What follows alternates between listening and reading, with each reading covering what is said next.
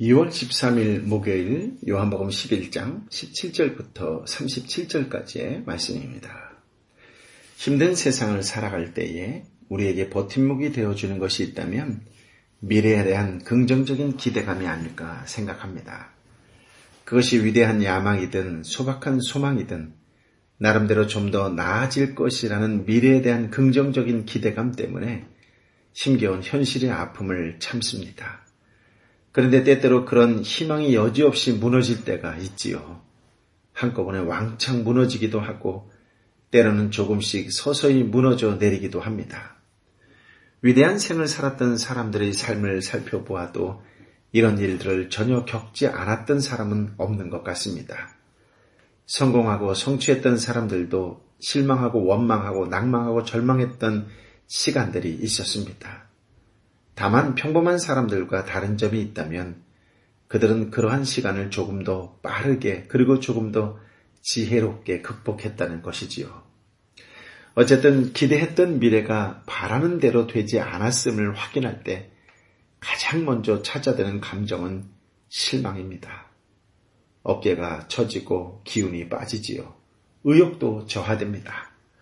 한참 실망을 하고 있으면 누구의 탓으로 상황이 이렇게 되었는지 요모조모 따지며 원망하기 시작합니다. 왜 이렇게 되었을까? 누구 때문에 이렇게 되었을까? 이 사람, 저 사람 탓해봅니다. 그러다가 모두 부질없는 생각이며 결국 자기가 못난 탓이라는 결론에 이르면 낭망합니다. 못난 자신을 자학해봅니다. 나는 왜 이 모양이지? 낭망이 길어지면 절망으로 변합니다. 그리고 절망을 이기지 못하면 사망에 이르게 됩니다. 이처럼 실망, 원망, 낭망, 절망은 주로 시리즈로 찾아오는 것 같습니다. 일종의 사망 시리즈이지요. 오늘 본문에 등장하는 마르다와 마리아도 이런 사망 시리즈를 겪습니다. 그들은 불가능을 모르는 원더우먼들이 아니었습니다. 어떤 탁월한 경지에 이른 믿음의 용사도 아니었습니다. 우리네처럼 평범한 사람들로서 대부분의 사람들이 겪는 과정을 그대로 겪습니다. 그러나 그들은 낭망과 절망 이후에도 사망에 이르지 않고 사망을 초월하는 단계로 인도됩니다. 이는 부활이요 생명이신 예수님께서 그들을 불쌍히 여기셨기 때문입니다. 예수님의 불쌍히 여기심으로 말미암아 마르다와 마리아는 주님을 좀 더 앙망하게 됩니다. 그리고 그분 안에서 희망을 가지게 됩니다.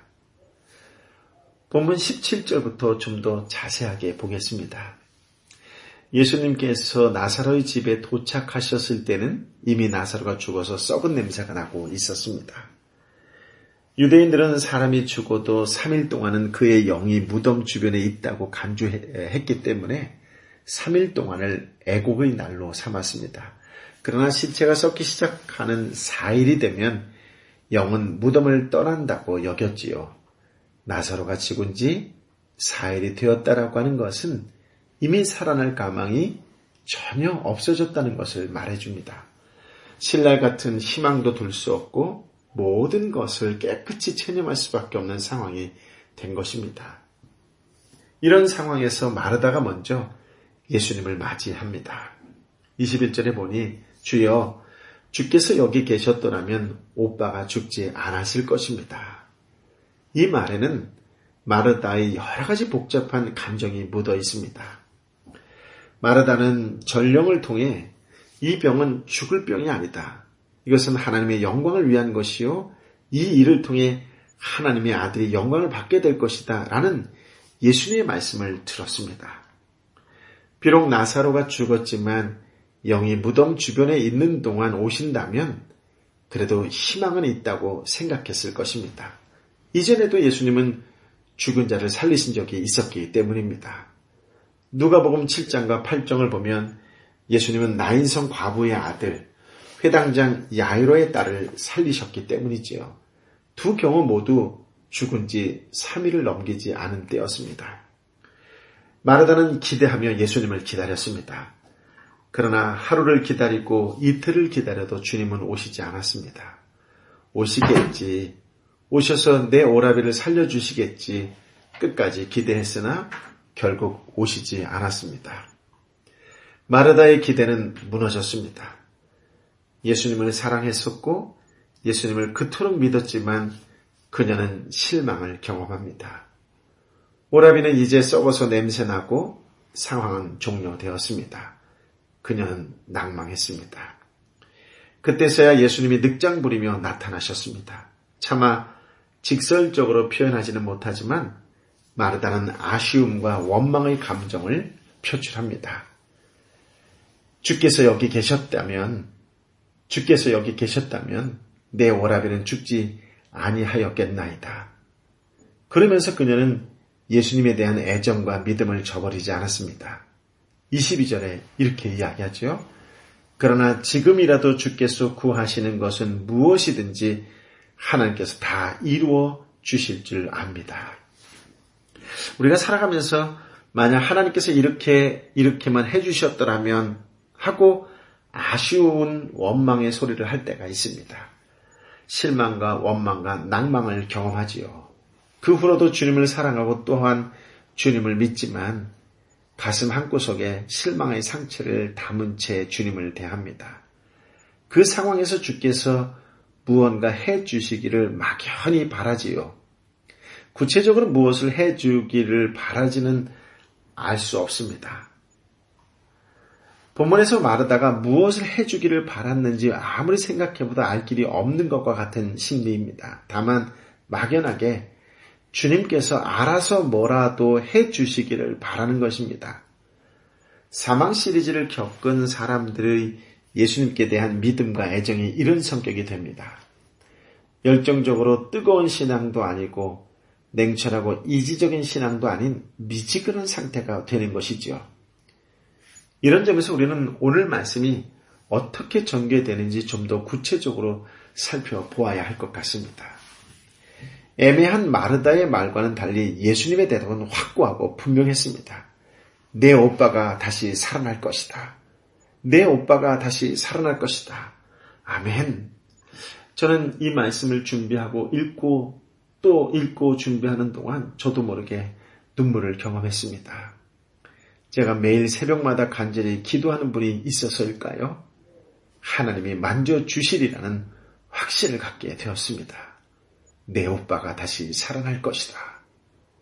예수님은 죽어버린 마르다의 오라비를 다시 살리심으로 예수님의 영광을 드러내시고자 하셨습니다. 전령을 통해 마르다에게 주어졌던 말씀은 조금도 변하지 않았습니다. 주님은 신실하셔서 약속하신 말씀은 반드시 성취하십니다. 사람의 이성으로 생각할 때는 상황 종료가 된 것 같을지라도 약속하신 말씀을 절대 변하지 않으시고 그대로 다 이루십니다. 예수님의 말씀을 듣고 마르다는 마지막 날 부활에는 다시 살 줄을 안다고 답변합니다. 그 당시 종교 지도자였던 바리새인들은 마지막 날 부활을 철저히 믿었습니다. 아마 그들의 영향으로 일반인들에게도 부활의 교리가 많이 퍼져 있었던 것 같습니다. 마르다도 그 부활의 교리를 알고 믿었습니다. 그러나 마르다의 원래의 기대가 죽은 오라비의 살아남이었던 것을 생각한다면 마르다는 처음 믿음을 버린 셈입니다. 이 부분은 아주 중요합니다. 잘 들어보세요. 그녀는 자신의 믿음을 주어진 현실에 맞추어 수정해 나가고 있었습니다. 우리들의 신앙도 이럴 때가 있지요. 잘 알고 있는 신앙의 교리가 나의 실생활과 분리되어 있어 별 영향을 주지 못하는 경우입니다.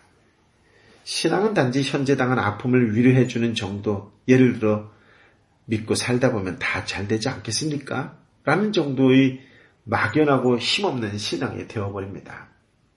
대체적으로 믿는 것 같은데 구체적인 문제에 대해서는 믿지 못합니다. 예수님께서는 마르다가 완전한 믿음을 가지시기를 원하셨습니다. 25절 26절입니다. 예수께서 마르다에게 말씀하셨습니다. 나는 부활이요 생명이니 나를 믿는 사람은 죽어도 살겠고 살아서 나를 믿는 사람은 영원히 죽지 않을 것이다.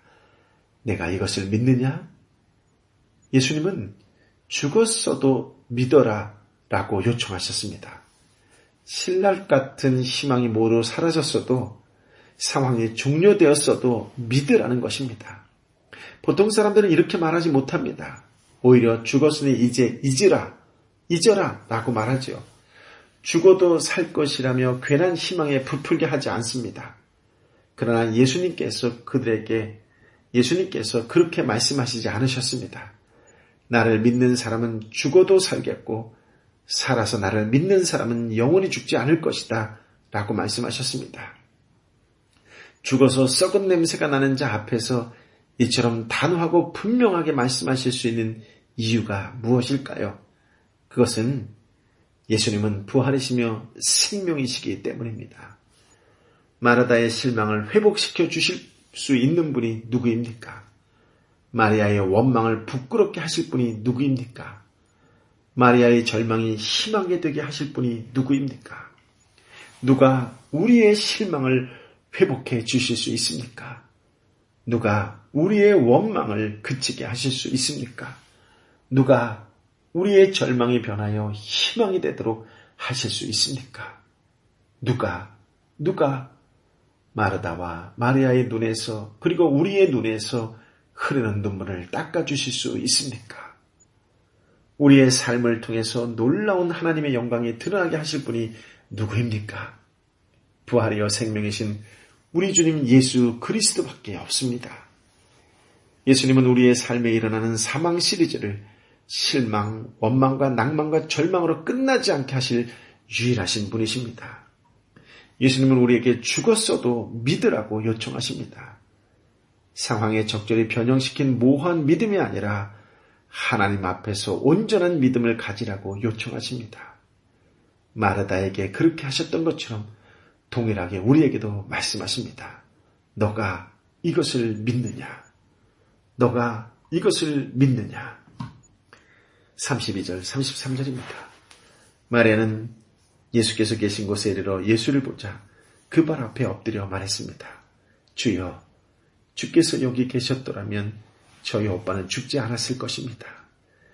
예수께서는 마리아가 흐느껴 우는 것과 따라온 유대 사람들도 함께 우는 것을 보시고 마음이 비통해 괴로워하셨습니다. 마리아도 마르다와 비슷한 태도를 가졌습니다. 그녀는 예수님의 발 앞에 엎드려 말합니다. 주여, 주께서 여기 계셨더라면 저희 오빠는 죽지 않았을 것입니다. 이것을 보면 믿음의 정도의 차이가 있다고 할지라도 모든 인간이 비슷한 것 같습니다. 마리아는 머리털로 주의 발을 씻길 만큼 열정적으로 주님을 사모했고 칭찬받을 정도로 주의 말씀을 사모했던 사람입니다. 그런데도 그녀 역시 실망과 원망과 낭만과 절망을 겪습니다. 33절을 보면 예수님은 마음이 비통해 괴로워하셨습니다. 왜 주님의 마음이 비통하고 괴로우셨을까요? 죽음의 세력이 이들을 사로잡고 있었기 때문이고 믿음이 없었기 때문입니다. 우리 주님께서는 언제나 믿음 없음에 대해서 또 그로 인해 고통에 대해서는 분노하십니다. 그런데 그러한 사람들에 대해서는 불쌍히 여기셨습니다. 이처럼 예수님은 믿음 없는 자를 향하여 불쌍히 여겨주시기 때문에 은혜를 받게 됩니다. 우리의 행위나 믿음이 견고하기 때문이 아니라 일방적으로 주님의 불쌍히 여김으로 인해 하나님의 영광이 드러나게 됩니다. 우리 주님은 항상 우리가 가진 믿음의 한계를 초월하여 영광을 나타내십니다. 우리가 병든 자를 고치신다고 믿고 있으면 죽은 자도 살리시는 모습으로 당신의 영광을 나타내십니다. 3일 안에 죽은 자는 살리신다고 믿고 있으면 4일이 되어 썩은 냄새가 나도 살리시는 모습으로 당신의 영광을 나타내십니다. 그러므로 부활이여 생명이신 하나님을 믿는다라고 하는 것은 한계를 설정하지 않고 믿는 것이라 생각됩니다. 하늘이 땅보다 높은 것처럼 내 길은 너의 길보다 높고 내 생각은 너의 생각보다 높다라고 이사야는 55장 9절에 선포했지요.